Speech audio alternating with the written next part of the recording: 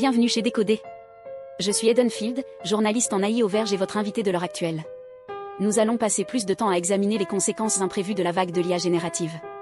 Aujourd'hui, je discute avec Eddy Claff, scientifique en AI en chef au AI Now Institute et une des experts les plus influentes sur la sécurité de l'IA dans les armes autonomes.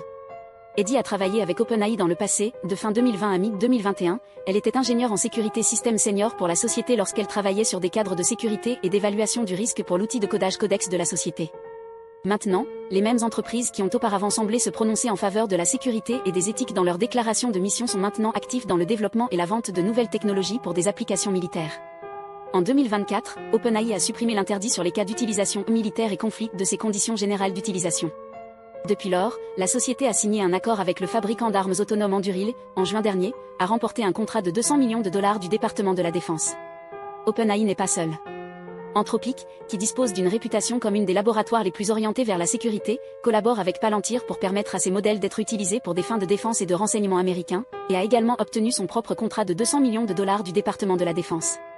Les joueurs majeurs du grand tech, comme Amazon, Google et Microsoft, qui ont longtemps travaillé avec le gouvernement, sont maintenant également en train de commercialiser des produits AI pour la défense et l'intelligence, malgré les critiques croissantes et les groupes d'actionnaires. Eddy est donc venue sur le show pour me faire comprendre ce grand changement dans l'industrie de l'IA, ce qui motive ce changement et pourquoi elle pense que certaines des entreprises leaders de l'IA sont excessives dans leur déploiement d'IA générative dans des scénarios à risque élevé.